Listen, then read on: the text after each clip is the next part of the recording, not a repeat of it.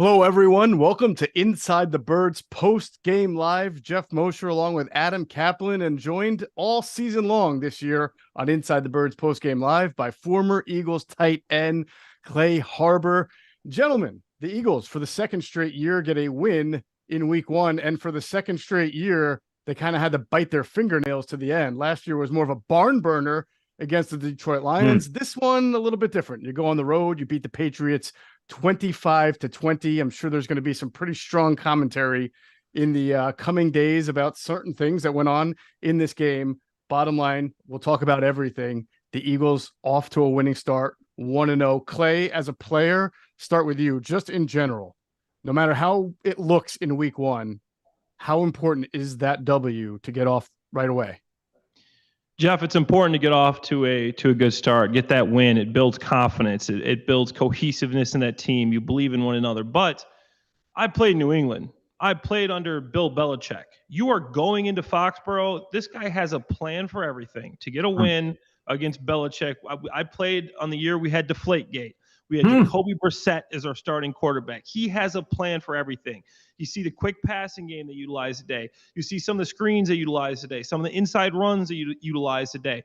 They have a plan to attack your weaknesses. If you can go into Foxborough, week one especially, and get a win against Bill Belichick, one of the best coaches of all time, you did some good. I know it wasn't pretty. I know it wasn't one of those fancy Eagles wins that we saw a lot last year, but hey, you're 1-0. That's true, Adam. We do occasionally like to pat ourselves on the back at Inside the Birds, and we're going to take that moment right now to say exactly sort of what Clay just insinuated, that we said it in the podcast in the pregame show. You just had Bill Belichick, who had basically an entire offseason to prepare for this game, to expect the unexpected. So there was a lot that was thrown at the Eagles. In the end, they persevered. A lot of things to fix, but this is really what we expected, right? Our final score predictions were very close, like 22-16, 24-14. I think the newness, and I'll let you give me your takeaway, the newness of staff, of personnel, especially on defense, really showed today, no? It did. Look, it was a challenging game, and the Patriots started three backups on the offensive line. It showed. They could not run the football. Clay's right, though. The Patriots would crush the defense at times with the short area passing game. Then the middle, short to intermediate middle, boy, they got them there. Crosses were born. But, in the end, look, as Clay said, and I know talking to players over the years, you just want to win this game. I don't care how you do it. It was going to be ugly. It was going to be mucked up. And by the way, it rained like we talked about in the pregame. The first half was sloppy.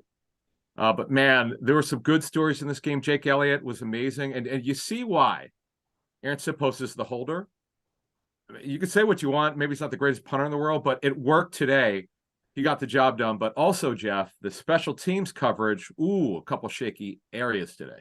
Couple of shaky areas. Some big hits, though, we also saw on special teams. We'll get into that. We'll break this thing down offensively, defensively, special teams. My big takeaway is basically a blend of what you guys just said. The middle of the field, both on offense for the Eagles and on defense. We saw them get picked apart, but also I think that there were times throughout the game where all three of us, including Clay as a tight end, right, by trade, thought, where in the world is Dallas Goedert today? Where is Quez Watkins? Where is the middle of the field offensively for the Philadelphia Eagles, the way the New England Patriots were exploiting it on their behalf? It's very odd to see an Eagles game where Dallas Goedert isn't at least in some form or fashion a primary factor in the passing game. That's what jumped out to me. Yeah, absolutely. I mean, he's your big time tight end. Get him the ball. If you see at halftime he has no targets, no catches, throw him a tight end screen. Throw him a wise stick. Do something to get him involved in this game plan. You go through a game and you get one target for Dallas Goedert, who's a Pro Bowl caliber tight end, a guy who, if he doesn't get hurt, has 1,000 yards receiving last year. That's tough. He's happy. I know, going home as a player, he's happy he got the win. But as a player, he is not happy. He wants the ball. He wants to help this team win, and you don't want Dallas Goedert to not be happy. You want him to be excited, looking forward, working hard, being a part of this team, one of the key cogs in this offense. So I think you really got to make him get more involved next week. Right. And that will obviously be a play. And next week, it's actually just 4 days from today. On Thursday, they play week 2. So we'll see the adjustments made. And obviously play calling and the new play caller in Brian Johnson as we move our way into analyzing this offense, and the 25-20 Eagles win was a big storyline going into the game. We felt that the offense wouldn't look radically different because the offense is more than just the offensive coordinator. It's Nick Sirianni, it's Kevin Patullo, it's Jeff Stoutland, Aaron Moore. It's guys who are mostly here last year, including Brian Johnson, who was the quarterback's coach. Here's what struck me, guys. They came out, and we talked about the first 15 plays. They're not just always to move the ball in the pregame show. We mentioned this. It's also to see what the defense is doing. Their first 15 plays looked a lot like the Eagles of last year. They blended 11 and 12 personnel. They were running the ball. They had some RPOs. They were moving the ball pretty well. And of course, they went down the field, got the field goal on a 14-play, 56-yard drive. That's kind of what we saw from the Eagles last year. Long drives, 14 plays. And then it seemed like they got away from that, Adam. They certainly didn't play as much 12 personnel, it appeared, going forward. And the running game, Kenny Gainwell was sort of the biggest beneficiary for them, and no Rashad Penny. What was your reaction to no Rashad Penny active? A little surprising because, and by the way, it became a factor late in the game. They just could not run the balls as effectively. Gainwell, you're right, got off to a really good start, and he did have a 16-yard run. He only had 2 plays of over 20 yards last year, one in the playoffs and one in the regular season. So they really lacked that ability to have that big grinder. And Penny, I know, is a home run hitting type, but he's got much better size than Gainwell. Didn't understand that from that standpoint. I know special teams sometimes plays into it, but they only dress 3 backs. Boston Scott's invisible until late. He had the check down and he had the 1 carry. This would have been a situation we would have loved to get Penny the football a little bit. Hurts ran the ball okay, and that one great run we juked the guy early in the first half. Really nice first down, but this was a grinded out game overall for the offense. It was tough. It was, look, the defense did its job. They got the 2 turnovers. I know the Patriots helped them with it. Maybe the rain hurt them, but the fact of the matter is they found a way to win. This is really tough. It was just like we thought it would be. It'd be an ugly game. It was about as ugly offensively as it gets. Yeah, no doubt about it. And yes, it was raining, and yes, you're going against Bill Belichick. But again, the running game for the Eagles has been such a bread and butter attack when the offense is struggling. And Adam made a very good point before we all went on air, Clay, and I'll throw it to you. Rashad Penny is a guy that, when healthy, has the highest yards per carry average in the NFL since he entered the league, over 6 yards per carry when healthy. So why in the world would you put him on your 53-man roster and not have him active opening day when he is presumably healthy? Jeff, I expected, coming to this year, I was excited about the Penny signing, getting him on the team. I expected there would be a couple games this year when he wasn't active. But the reason I didn't think he'd be active was because I thought he'd be hurt a couple of games. And he's playing half his games. This guy's a healthy scratch. When he's healthy, look at his statistics. This guy's averaging dang near 6 yards a carry. And you look at the guys he's played with. When they get the ball, they're averaging 4. He's averaging consistently almost 2 yards a carry more than guys running behind the same offensive line. The only reason Penny should not be active if he's hurt. When he's healthy, he's one of the best in the league. So in my opinion, you got to play this guy. If not, why'd you bring him here? Right. And so in the fourth quarter, you saw them sort of trying to milk the clock. And there was obviously Jalen Hurts ran the ball, or he had a fumble. Do you feel like they missed that kind of like a grinding presence that they could have had with Penny? Absolutely. And Penny's the type of guy, as a tight end, like you want to block for. You get in that 4-minute situation. Okay, you look in the huddle, you got Penny in the game. You go, we're going to finish this game on the field.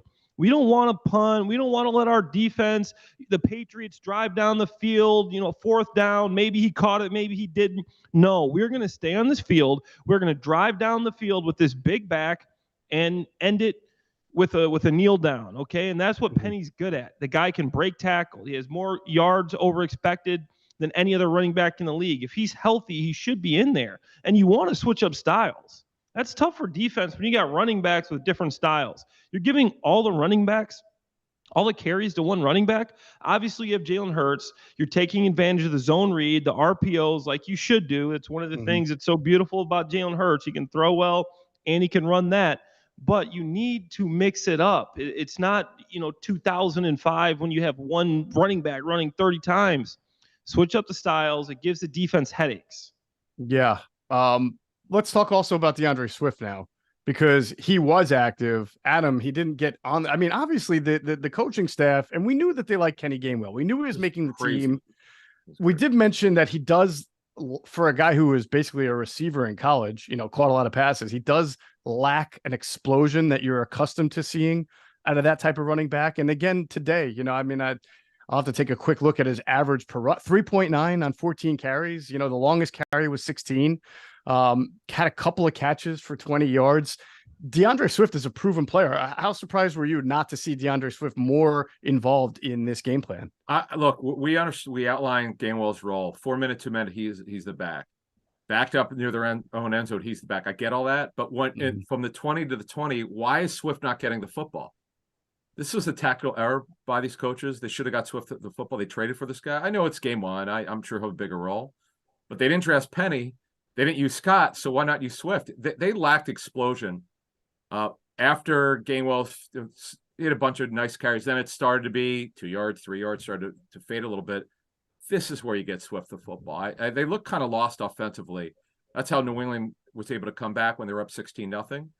And look, I give the Eagles credit for closing and winning the game somehow. It was close, but it would have been nice if they could have got Swift the football outside formation. Remember the number I gave you in terms of running back targets today? 7 is exactly how much they got today. Yeah, how about that? 7 targets, which is, you're right. They were much more featured, right, in the passing game. It just wasn't really an explosive element to their game. 2 targets for Swift, 1 for Scott, and then 4 for Kenny Gainwell. Again, 4 for 20 is not what you're looking for. By the way, JD Harrison, a viewer, asked us a question. What have you guys heard on why Penny was inactive? So we will get into that. And by the next Inside the Birds podcast, I'm sure we'll have a little bit more of an answer on that. And I'm sure somebody will ask that to Nick Sirianni at some point in the press conference. Now, whether or not he tells the truth is a different question, but yeah, I'm sure it will be asked of Nick Sirianni. So going back to the offensive, I thought the play calling mixed it up well on the first drive, 2 drives. And then we saw something that I don't think we saw. No, we didn't. I know we didn't see from the Eagles at all last year, Adam. And that was 4 straight punts, 4 consecutive 3-and-outs. I mean, you could have told me going into this game that the offense would be a little bit lethargic against Bill Belichick's D, but that one would have been a hard sell for me. And I would have changed it up with Swift. This is where Swift should have been in the game. And look, I understand with Penny, here's what it comes down on special teams. And here's another thing. Kentavious Street they dressed 6 defensive tackles today. And I understand Street could play in an odd man front technically at end, but did they really need 6 defensive tackles? Well, no. Cox did leave late. Cox got hurt, I guess. You saw Carter in there late, which is an awesome sack, by the way.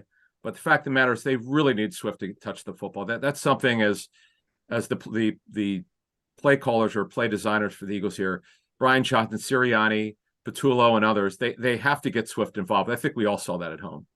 Sure. So, Clay, as someone who did play for Bill Belichick and played offense, I want to ask you about that stretch there between sort of mid-first quarter to the halftime.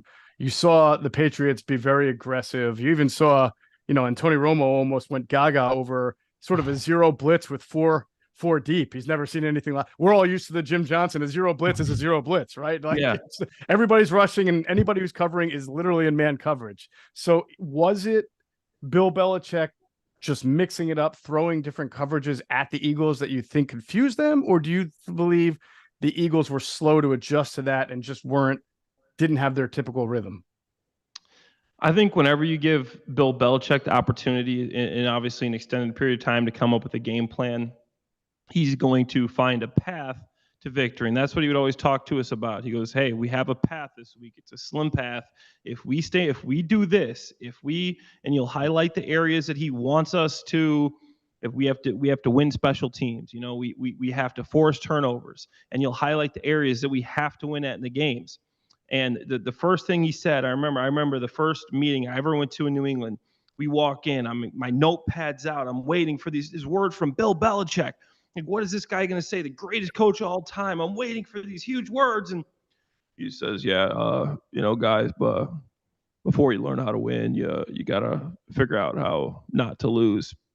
So that's what he said. The first words I ever heard from Bill Belichick. I'm like, that's it, huh? To learn how to win, we got to figure out how not to lose. So I think when you saw that when they came out, they weren't doing anything too flashy. The passing game was quicker. They're making sure that Eagles pass rush wasn't going to get after him. But then you saw him come out and be more aggressive. I think he realized he's got to start taking chances after that pick six by Slay. You started to see some of the things going the Eagles' way, and he just said, hey, we got to mix this up now. We got to figure out a way to change momentum, and he's really good at that. He's really good at sensing where the momentum is and doing something to change that. And that's what I think that was at that point in the game when he started sending the zero blitz with the four deep and doing all those things. Clay, one thing that real quick that jumped out also was just, and I look forward to all of us checking out the All 22, and then you and Greg Cosell are going to do a show for Inside the Birds where you break down some tape. That'll be out this week, Wednesday night. I can just see with the naked eye, right? A lot of guys with the number 20 something on, which means it looked like the Patriots to me were playing a whole lot of dime, right? And then they were moving guys and rotating and shifting. Do you believe that confused the Eagles offense and threw them off? And why would dime have worked so well against what the Eagles were doing? Well, Belichick loves versatile players. I mean, he always has and he always will. He's got guys that they might look like they're in a dime look, but he could be playing nickel. I mean, he could be playing base. He likes the guys that are versatile and can do so many different things. So you're not pigeonholed into one coverage, into one system when you have these guys out there. Like for me, as a tight end, I can also play some fullback. I can also split out a little bit. So, I'm in the game. So, I would be split out wide. I'd be in a fullback. It'd be 21 personnel instead of 12 personnel. But now the defense is set up for 12. So he has versatile guys that are able to do that. And I want to get a look at the All 22.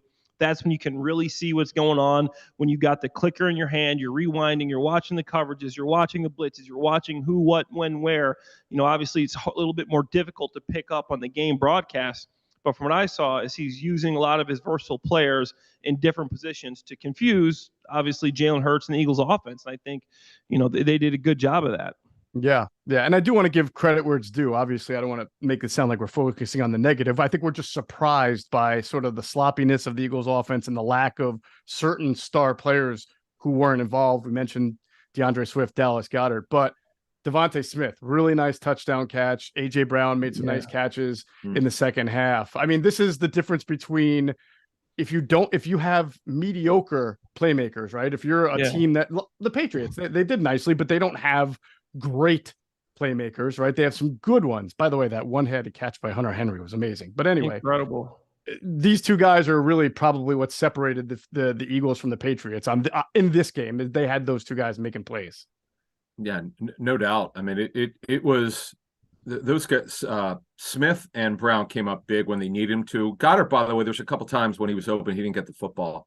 Yeah, but the thing is, though, they were able to move the football occasionally in the game. Then they bogged down at Jeff, as you said.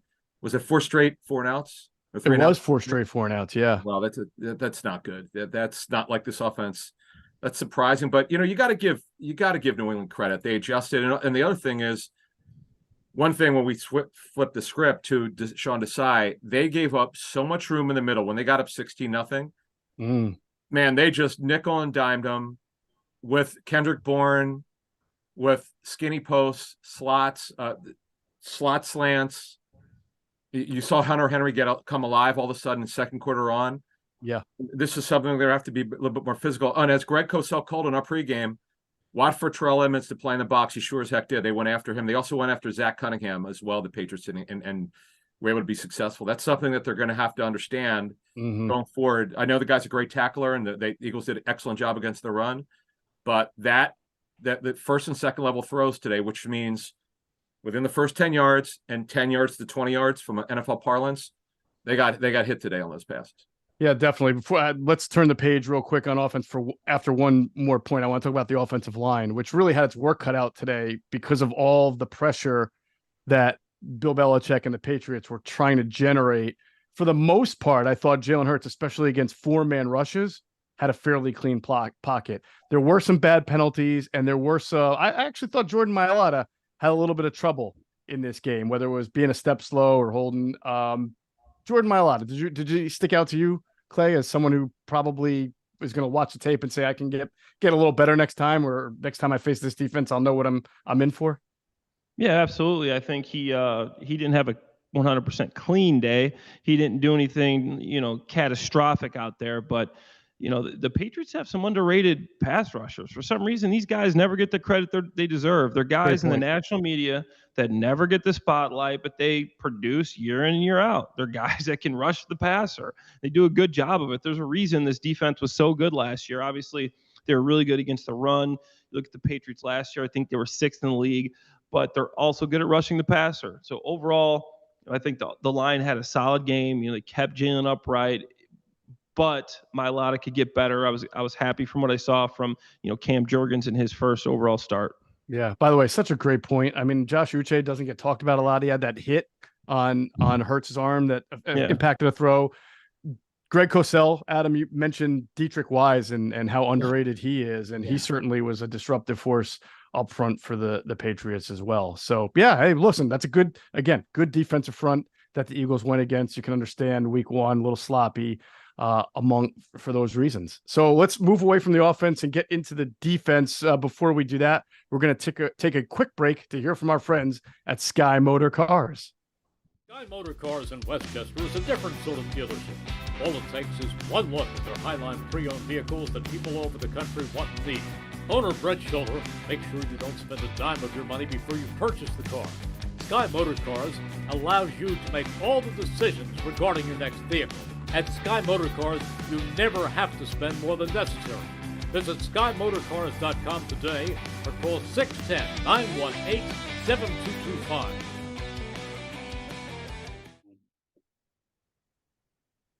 All right. If you happen to stop into Sky Motor Cars out there in Westchester, PA, make sure you tell them Adam and Jeff sent you. You will get a great deal. Welcome back Inside the Birds Postgame Live. Geoff Mosher, Adam Caplan, and Clay Harbor making his debut on ITB Postgame Live, and he's going to be with us all season long. Great to have him.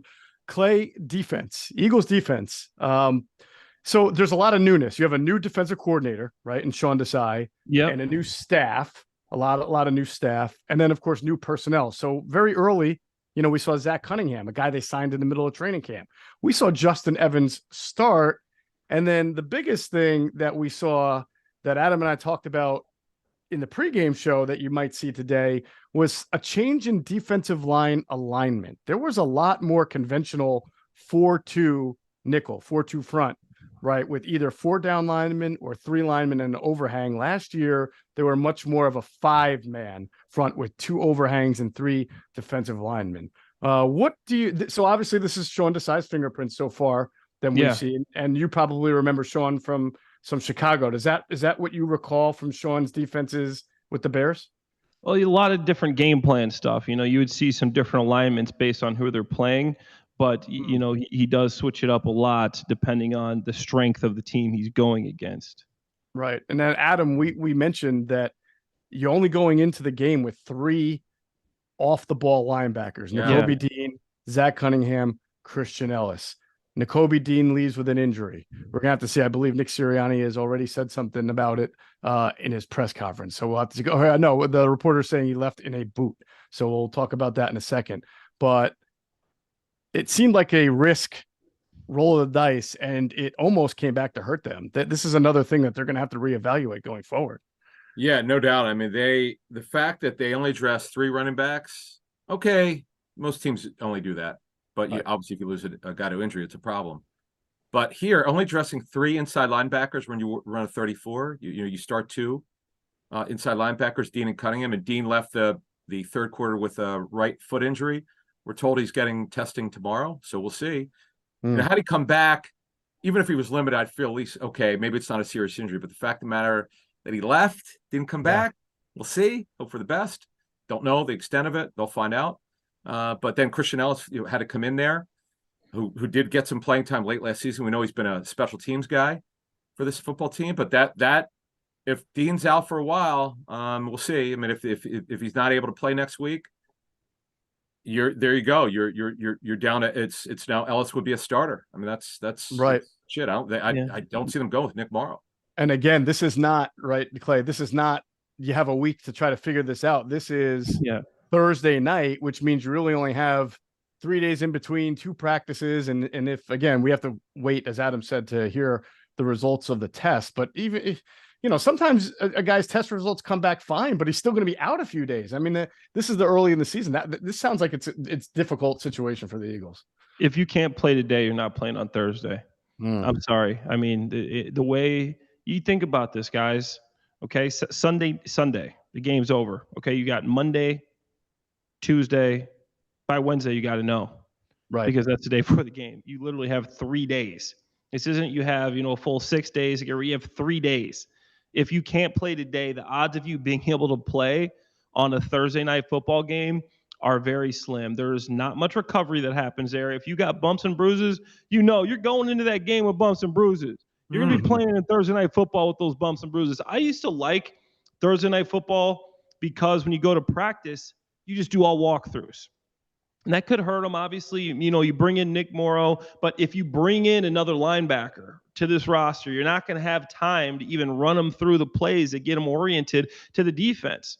Because Thursday night football game is all walkthrough. It's all film study and walkthrough. You're not practicing. You're not hitting. You are not doing any of that stuff during the week. Right. So it's all mental.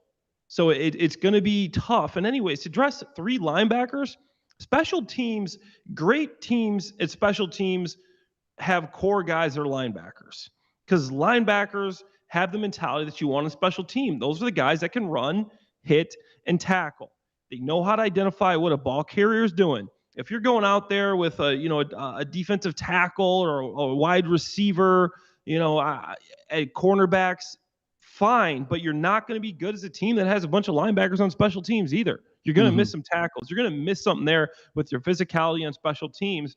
And then you always got the fact that this is a position that gets hurt, like a running back and linebacker. You're off the ball. You are going to get injured. It's going to happen. It's a risk. It's a roll of dice. And I didn't understand going into the game with only 3 dressed either for running back and linebacker.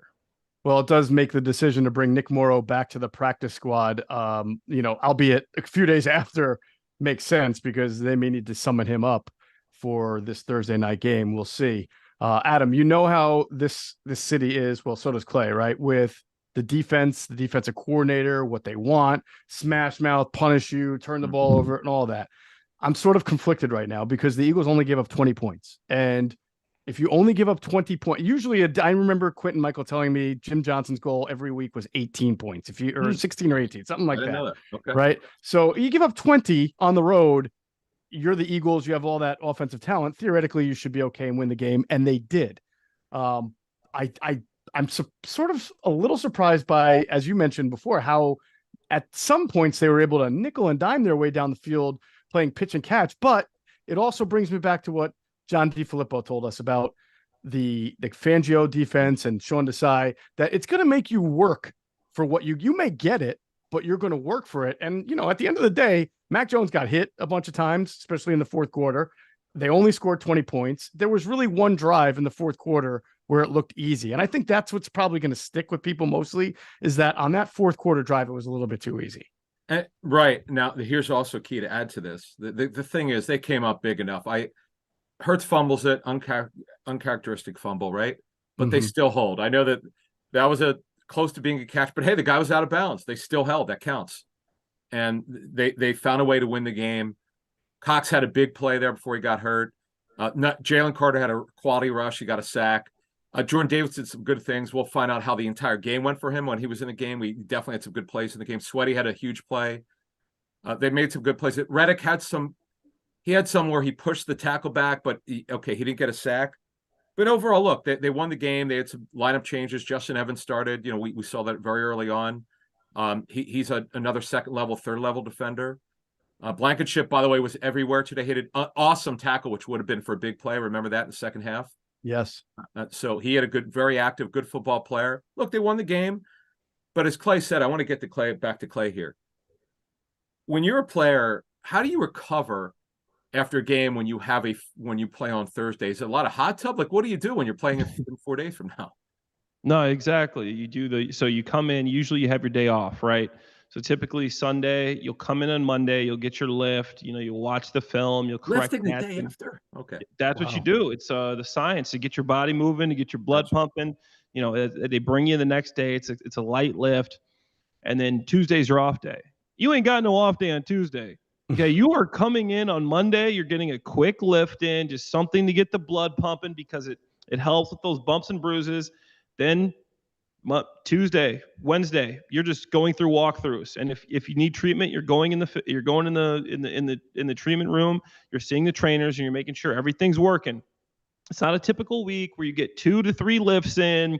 You're getting your runs in at practice. You're checking out the film afterwards. A typical days, you are just getting one quick lift, and it is all mental. It is all film. You don't have the time to recover. Yeah, the guys are injured. You're probably going to be at the team facility from 6 a.m. to 10 p.m. The trainers are staying late. They know it's a Thursday night game. You got to get the guys out there. But if you didn't finish Sunday night, you are most likely not playing on Thursday. There is not time to recover. And the guys that try to go out there and play, you see, I mean, there's been studies that you do see tend to get re-injured. So you got to be smart about even playing a guy, a young guy like Nakobe Dean. If he maybe can play on Thursday night, do you really want to, get him through Thursday? Then guess what? Now he's got 10 days until his next day. Now you're going to get a couple of practice, a couple of workouts, and you're going to be able to get more treatment. So if you got the bumps and bruises, as much as they're limited at some of these positions like linebacker, we're talking about Nick Morrow, coming up from the practice squad and possibly starting, a couple guys that haven't been here, playing, came here in training camp. Okay. You really got to think long term, and you get through this Thursday night game, and then you'll have 10 days when it's tough. I always like my Thursday night game kind of around, mid-season to later, because it almost felt like another bye week. And then you get through that week and you're almost rejuvenated. So this is an interesting time to have the Thursday night football game. But I think, if they can get through this one, then you'll have that time to get everybody back.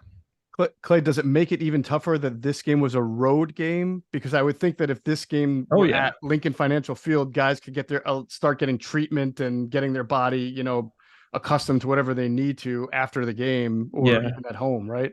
But now they got to all pack up and get into a plane. Yeah, you're still getting on the plane. It's a quick trip, but you are traveling today. You're not going back. You're not getting right in the treatment room like you could if you're at Lincoln Financial. If you're at home, you finish the game, you go straight to the treatment room. You go straight to the hot tub, the cold tub. After a game, when you're away, you go straight to the plane. You go to TSA. Yeah, you get TSA checked before you get on the plane. They don't walk us straight to the plane. We're getting checked just like everybody else. So you're going to TSA, you're getting your food, and you're getting on the fly. You ain't getting treatment right away. So that does take away some of that recovery. It's at home, you get more recovery. On the road, you got to wait until the next day. Oh, interesting stuff. All right. I want to go back, as we're talking about the defense, then to sort of strategic, because as we mentioned, the Eagles played a lot of 4-man front, 4-2 front. Zach Cunningham and Nakobe Dean were, for what it looked to me, again, I look forward to seeing if there were changes that I didn't notice, but it looked like Zach Cunningham and Nakobe were out there mostly as linebackers. They did do some sub stuff in the second half. As Adam mentioned, you saw Terrell Edmonds there, but even he's not a linebacker by trade. Do you believe after, watching this game, this is where Bill Belichick and really Bill O'Brien thought, okay, because they did do a decent amount of swing passes and edges and flats and over the middle on first down, that they were going to try to capitalize on a run stopping linebacker being on the field and throwing at him? Absolutely. I mean, Adam, go ahead. I was just going to say that there's no question coming this game. We mentioned it before the game started. Yeah. Cunningham's a guy that teams are going to focus on early downs when he's in, because this has been the story of his career. Terrific run stopper, long, smart player, physical, but not very good in coverage. Edmonds, not very good in coverage. There's certain things you can take advantage of. And Clay, as a tight end to me, would you not know that going in? Oh, I could set this guy up because he don't move very well? Yeah, no, absolutely. Bill Belichick is one of the coaches that you have to go through your game plan. You have to go through your scouting report. They are looking at your stuff. You are getting your notes checked. You have to know. He looks at every single player on that lineup individually and goes individually. Okay, what is this guy's strengths? What is this guy's weaknesses? Goes to the next guy. Okay, he sees a big run-stopping linebacker, maybe not great at side-to-side line play. He goes, okay, him and Billy O are going to sit there and say, okay, our quick passing game, up the middle, these guys are strong. I mean, look at their big defensive tackles. Look at their linebackers. These are strong linebackers. Now we're going to use the quick passing game and get on the perimeter and beat them there. Okay, that's the game plan. This is what we're gonna do. So yeah, exactly. He looks at a guy like that, and then he makes sure every player is aware of where this guy's strong and where this guy's weak. They say, hey, Right. he's not great at moving side to side. He's susceptible. He's really good at redirecting you. If you can get by him, you can beat him with speed. If you can get him stacked, if you can get level next to him, you give him a little wiggle. You could win on this guy. So that's all the things that Bill does. That's why he's been such a great coach in this league for so many years, is he leaves no stone unturned. Everything that's on tape, every single player has been vetted, scouted, and that's how they do their game plan. They look at the strengths and weaknesses of every single guy they're going against. And Adam, I think one of the positives you can say about that front, even though there were some nickel and diming against them, is you saw Jalen Carter and Jordan Davis playing together pretty decently there, even in nickel, even in pass rush situations. And Jalen Carter was throwing guys around left and right, like we saw in the preseason. And Jordan Davis held up his end of the bargain. I'll see when the snap counts come out, but he certainly looked like he played a lot more in this game than he did in any other game last year, and was impactful. He was. And so what we noted in the pregame show was that the conditioning was great. Mm-hmm. He was not getting stood up. That was a major problem last year. He was overweight. Stamina wasn't great. And when you're defensive lineman and you're not in good shape, that means you're going to be held up and pushed back. And that happened way too much last season. Not in this game that we could see. We'll find out more when the coaching tape's available. Look forward to hearing what Clay and Cosell have to say when they do the show this week. But the bottom line is they won the game. I know I'm looking at social media posts, man. Some Eagle fans are really pissed. Like they can't understand it. They're beside themselves. Hey, folks, they won the game. Yeah, you know how it is. Either it's a win or the world is ending. Well, let me ask you this, Clay, because coaches have told us this. I know it's not. Look, they won the game, right? Isn't it good? At least you have. I know it's a short turnaround, but at least you have tape here that you could correct, right? Absolutely. There's nothing like it's never as good as it looks. It's never as bad as it looks.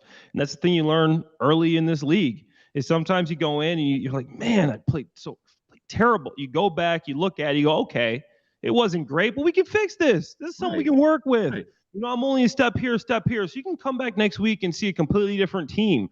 Honestly, they can fix that. This defense, obviously you see they gave up 300 something yards passing. It wasn't just burning these guys down the center of the field, just beating Slay and Bradbury and Blankenship. These are a lot of quick game plan type plays here. I think this is something that you can fix, and you'll see this defense come back strong. And we saw a lot of good performances. I know people are pissed off here and there. They're not happy. But looking at some of these individual performances, look, Jalen Carter looked good. Jordan Davis looked good. You saw Fletch. Fletch found a fountain of youth. We're in the same time. I'm waking up with back pain. Fletch is still making plays out there. He's still shedding blockers. I mean, there's some good things that came out of this game. You saw Slay with another pick six. Hopefully Bradbury's fine. You had that collision at the end of the game. But I think there's some good things here. You just won a game against Bill Belichick. I'm telling you, this guy knows how to game plan. I've played with some great coaches. Played with Coach Reed. I've played with Jim Caldwell, Sean Payton. Coach Belichick and his game plan is incredible. He is so meticulous about it. He is going to have a way to attack you and to come in Foxborough and beat Bill Belichick. I know he's 500 without Tom Brady. That is still a feat. That is still something impressive. So the Eagles should have a couple beers tonight, be happy, but get back and get ready for this game Thursday. But it was a nice job. You came out with a victory. You had some turnovers. It wasn't pretty, but you won. By the way, we mentioned how important winning the turnover battle is. Huge. In that's what was huge for the Eagles last year. Well, they got two big ones in the first quarter. Now, the Slay one was great, but that was honestly a terrible pass that bounced off Bourne's hands. But Jordan Davis, who we said really needed to make an impact year two. He was the one that hit that ball out of Zeke Elliott on that screen, I guess it was, and caused the fumble. And then obviously Eagles came right back, and I think they scored the touchdown there with Devontae Smith. That was such a big momentum early to have to help build that big lead. And, I think you got to be really encouraged by Jordan Davis's play today. One thing I just want to add, this is a Dick Vermeil number, because I remember he had a guy when he was the Rams head coach who would give him stats. Teams that win the turnover battle, I don't have the exact percentage. I know it's over 80%. It's just that's the way it is. You don't want to play conservative. I'm not suggesting that, But Hurts is so good at not turning the ball over. He had a fumble. We saw that. We all saw it. But he doesn't make bad decisions with the football in terms of passing it. And that's another thing. You could win games like that, man, where you don't turn the ball over. It's not your best game. There's plenty to clean up. It's short week, by the way. Their opponent did not play well. The Vikings, who they played this Thursday, they didn't play well. And they have a new defense under Brian Flores. We'll talk more about that. I know you and I know Clay and Greg Cosell will talk about that on their show. And but the bottom line is they won the game. They found a way to win. Conditions were terrible, by the way, particularly the first half. You're this close to becoming Herman Edwards, by the way. You are. I know. Close to Herman People Edwards. are like going out of their mind. I think, Clay, let me ask you this question. You played here, obviously, for a long time. Do you think people are too, like, they have to be perfect? Like the team has to be perfect? Because it's like, I'm not sure what they were expecting going against a Belichick coach, particularly their defense.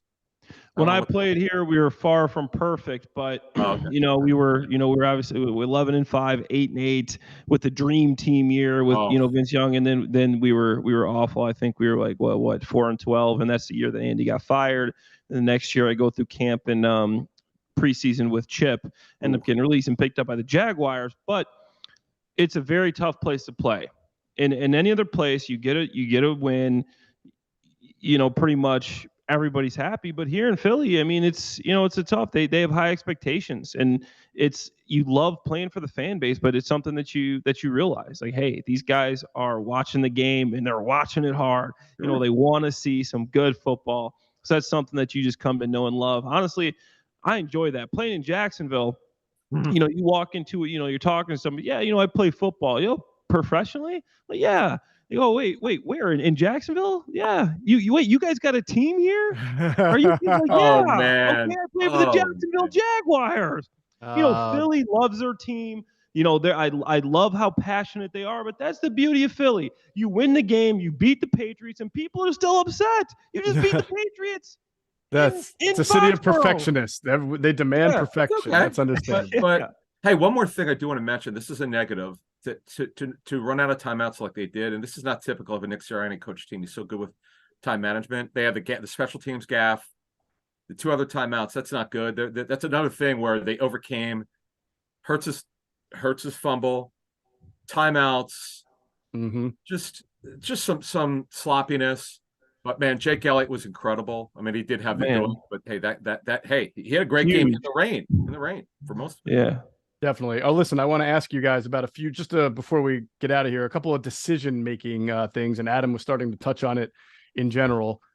First, we're going to hear from our friends at Ocean Casino Resort in Atlantic City. It's their 5th birthday this summer. They can't wait to celebrate with you because, the summer's still going, even though we're supposed to be fall soon, but it's feeling like summer here on the East Coast, Clay. I don't know. In Chicago, is it hot and rainy there too?